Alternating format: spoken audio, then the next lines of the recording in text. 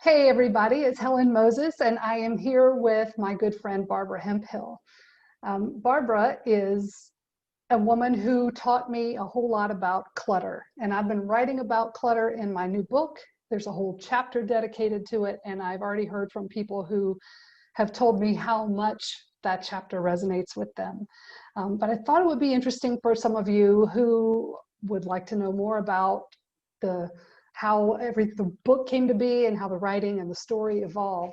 I thought it would be interesting to bring Barbara in to talk about that. So, Barbara, if you remember that day that you first came to my house? We had just met and kind of hit it off right away.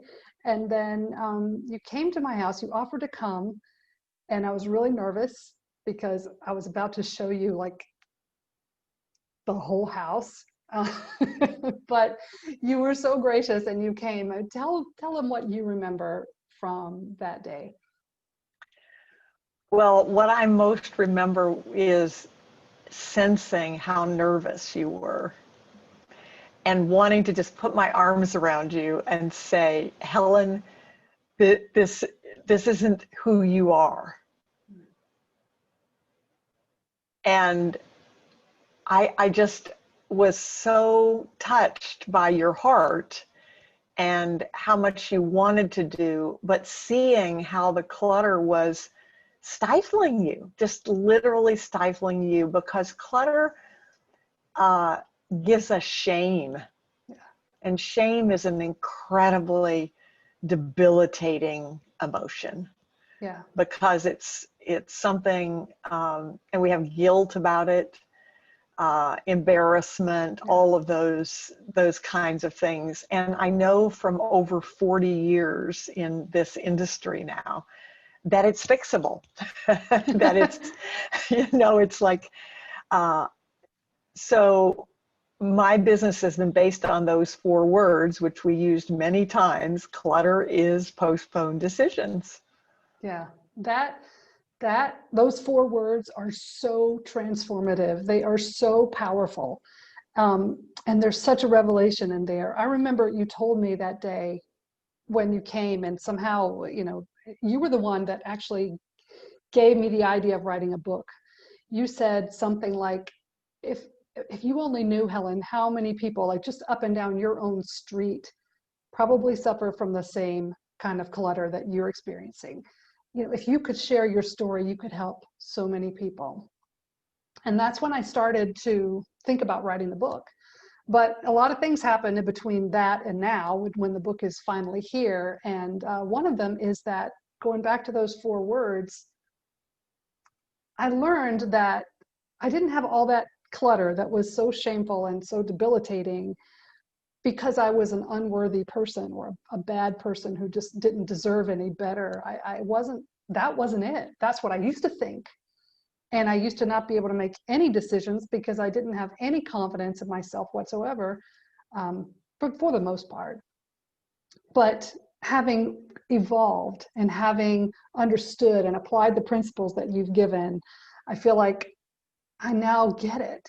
That's the only reason why I have clutter, is because I was not confident enough to make decisions about a single piece of paper, which then just kept adding up. What I remember too is I remember when we talked about the book, as we were walking through the house and looking at different things, and you were telling me about why it was there or what it meant to you or whatever. And I don't even remember the exact way it happened, but I remember when we first said that your clutter was covering up your voice. Yeah. Yeah. I mean, that was so ironic. I mean, it was like, wow. I mean, as a professional, your profession was helping people share their message. Yeah. And you were covering up your message with all of your clutter. And that was a huge aha. That was when it's like, this book has to be written, and it has evolved, and it's evolved in a beautiful way. I'm so excited and so proud of you for persevering, because I think research shows that 80% of the population believes they have a book in them. Mm-hmm.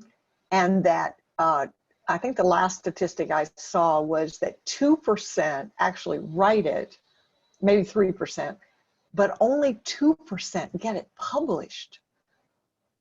And that's really sad, because Mhm. there are many people who have a story in them, but you got one out. And to be transparent about it is such a blessing to other people, because let's face it, part of our society is everybody tries to look so perfect, to be so perfect, and think they, that they've got it all together. And then when we reveal ourselves, it's like, oh, you mean I'm not the only one? You mean I struggle with this? And people think that this comes naturally to me, that organizing comes naturally to me. Doesn't. Never has come naturally, which is why I'm good at what I do, Mhm. because I didn't look at the mess you saw as, oh, Helen, how could you do that? No. How you could do it.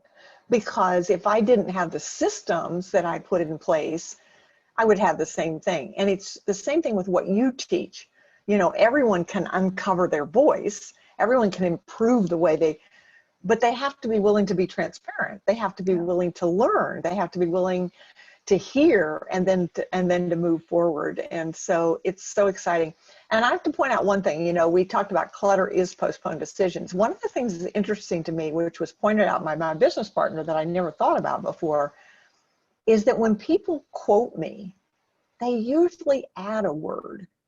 They will say clutter is simply postponed decisions, or only postponed decisions, or merely postponed. Go on Google and search and you'll see just postponed decisions or something. Well, think about it. So you struggled with making decisions, right? So if someone said to you, clutter is just postponed decisions, well, then you feel even worse, because it's like, well, if it's just postponed decisions, how come I'm having so much trouble with it? So it really is, clutter is postponed decisions. And Yeah. that clutter comes in many forms too. It's not So just true. physical clutter and digital clutter. The clutter that you dealt with was the emotional and spiritual clutter. It's the emotional and spiritual clutter that creates the physical and the digital clutter. That's a Yeah. symptom. And I've often said the reason I became an organizing consultant, not because I like to handle paper. I loved people. And the paper was the excuse to talk to the people, because those pieces of paper, those digital documents, whatever it is, they represent your hopes, your dreams, your fears, your intentions. And so when you talk to me about those things, then that's how I get to know your heart. Yeah. Well, it's certainly been a wonderful journey with you, and I get to count you as a very good friend now, which is Absolutely. very dear to me. So thank you for this time. It's just a little glimpse. I hope people will read the book, especially chapter 3, which is all about clutter, telling clutter whose boss is the chapter title. And you certainly showed me and helped me understand how to do that, and what a difference it makes for my voice, and what a difference it can make for other people too. So I can't wait for people to be able to read more about my story and learn more about you as well. And thank you again for this time. Oh, thank you for having me. And I just wish you great success. And I can't wait to see the next chapter. Thanks, Barbara.